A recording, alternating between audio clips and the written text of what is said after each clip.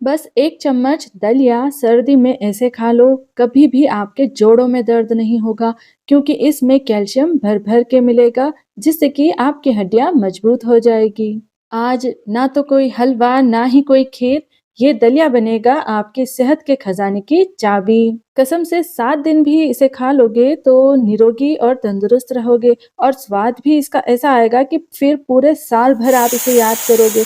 तो चलिए बिना देर किए जल्दी से हम ये हमारी रेसिपी शुरू करते हैं। पर सबसे पहले हेलो एवरीवन, ईट यम्मी पर आपका स्वागत है। तो इसके लिए सबसे पहले हम कढ़ाई में 1 चम्मच देसी घी को गरम करेंगे। ये रेसिपी हमारी 3-4 चम्मच देसी घी में आराम से बन जाएगी, लेकिन बहुत ही अच्छी बनेगी। आप इसको ज़रूर से एक बार बनाकर देखिएगा। ये सिंपल दलिया बिल्कुल भी नहीं बनने वाला है। इसके लिए हम सबसे पहले बादाम को इस घी में डाल देंगे और इसको मैंने टुकड़े करके लिए हैं। 7, 8, 10 बादाम जितने आप चाहें डाल सकते हैं और उतने ही काजू को मैंने सिर्फ़ बीच में से अलग करके लिया है। इनको हम हल्का-सा घी में पहले फ्राई करेंगे और उसके बाद इसी में हम डाल देंगे ये 1 से 2 टेबल स्पून किशमिश। ये खाने में भी टेस्टी लगती है और बहुत ही ज़्यादा हेल्दी होती हैं, लेकिन इसको पकाने का एक तरीका होता है। अगर आप इसको पहले ही घी में फ्राई होने के लिए डाल देते हैं, तो ये जल सकती है। इसीलिए हल्का-सा काजू बादाम को थोड़ा फ्राई करेंगे और फिर इसको डालेंगे और फिर तुरंत ही हम इसमें डाल देंगे ये 3/4 कप कद्दूकस किया हुआ खोपरा, यानी कि सूखा नारियल, जिसको कि आप गोला भी कहते हैं। और इन्हीं चीज़ों की तरह आगे मैं एक और ड्राई फ्रूट डालूँगी इसमें, जो कि बहुत ही ज़्यादा हेल्दी रहता है और उससे हमारी इस रेसिपी में नेचुरल स्वीटनेस भी आएगी। तो वीडियो को बिना स्किप किए आप पूरा देखिएगा। अब जैसे ही इसमें खोपरा का हल्का-सा कलर चेंज होता हुआ दिखेगा, हमें बस तब तक ही इसे भूनना है। तो ये आप देखो सारी ही हेल्दी-हेल्दी चीज़ों को हमने एक साथ ही पकाकर एक साथ ही निकाल लिया है। अब आगे भी हम इसे एक साथ ही इसमें डालेंगे।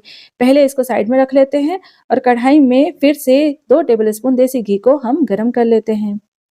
इस बार घी को हमें इस तरह से हाथ रखकर इसकी हीट चेक करनी है। अच्छे से ये थोड़ा-सा गरम हो जाना चाहिए और फिर हमें गैस की आँच को स्लो पर कर देना है, क्योंकि इसमें अब हम फ्राई करेंगे ये गोंद को, जो कि एडिबल गम और अकाशिया गम कहलाती हैं इंग्लिश में और ये बबूल कीकर की गोंद है, जो कि कैल्शियम से भरपूर है। तो यहाँ पर आप देखो, मैंने बस इतना ही घी लिया है जिसका मैं आगे वापस से इस्तेमाल कर लूँगी। तो मैं यहाँ पर सारा ही गोंद एक साथ डालकर फ्राई कर रही हूँ। आप चाहो तो थोड़ा-थोड़ा करके भी ये गोंद डाल सकते हो और बस आप देखो ये सारा ही गोंद अच्छे से हमारा फूल गया है पॉपकॉर्न के जैसा। तो इस तरह से जब ये गोंद हो जाता है तो इसका मतलब होता है कि ये अच्छे से पक गया है और क्रिस्पी हो गया है। आप चाहो तो एक बार इसको तोड़कर भी चेक कर सकते हो।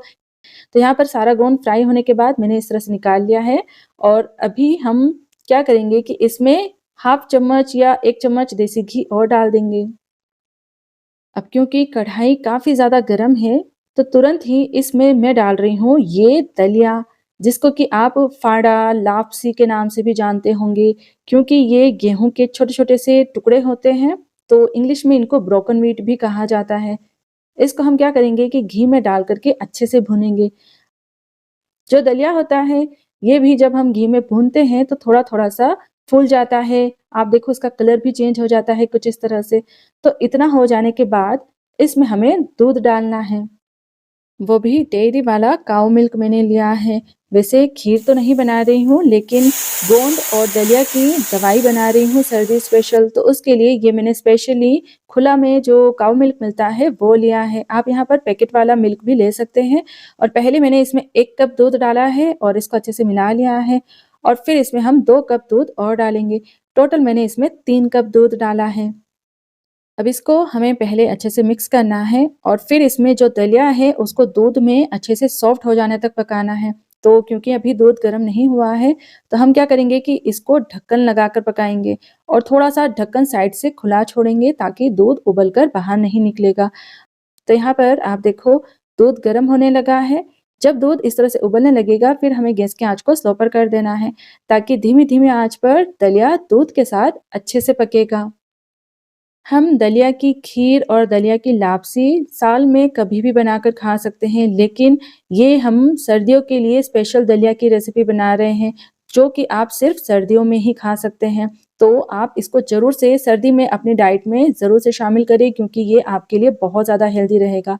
यहाँ पर मैंने इसको पूरा टाइम ढक्कन लगाकर धीमी आँच पर अच्छे से पकाया है और अब ये मैंने इसको खाकर चेक किया है। दलिया का जो दाना है वो एकदम सॉफ्ट हो जाना चाहिए, खाने में कड़क नहीं लगना चाहिए।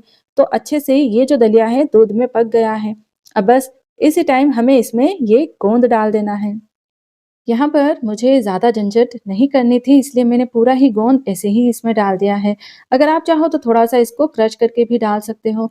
लेकिन जैसे-जैसे ये दूध और दलिया के साथ पकेगा वैसे-वैसे सारा गोंद इसमें अच्छे से मेल्ट हो जाएगा और इसके जितने भी न्यूट्रिशंस है, जो सारा अर्क है वो इसमें आ जाएगा। तो बस इसको अच्छे से मिला लेंगे और पकाएँगे। फिर इसमें ये सारी चीज़ें हमें डाल देनी है ताकि ये भी इसके साथ अच्छे से पक जाएगी।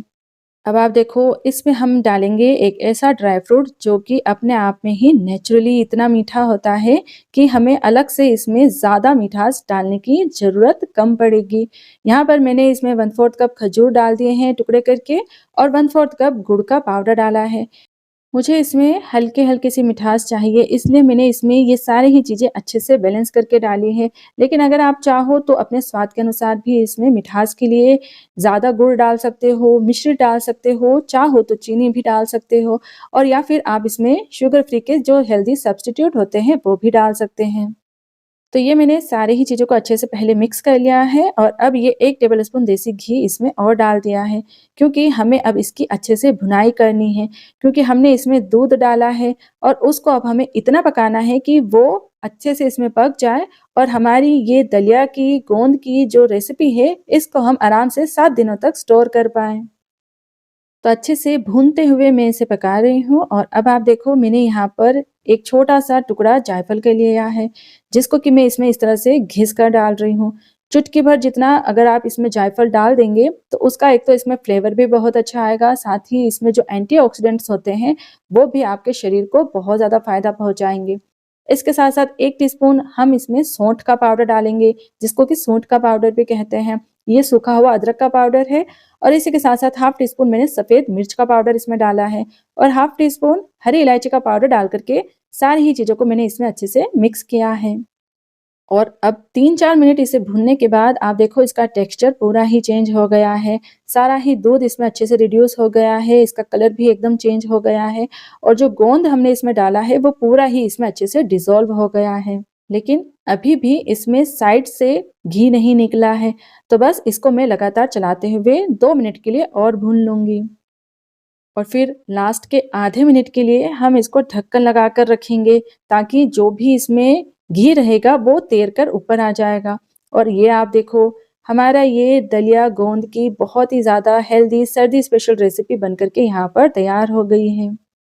तो आपने देखा कि कितनी आसान तरीके से हमने ये दलिया और गोंद की ताकतवर रेसिपी बनाई है, जो कि जोड़ों के दर्द वाले खाएँगे तो कभी भी जोड़ों के दर्द से परेशान नहीं होंगे और जिनको जोड़ों के दर्द नहीं है, उनकी हड्डियाँ ही इतनी मजबूत हो जाएगी कि कभी जोड़ों का दर्द ही नहीं होगा।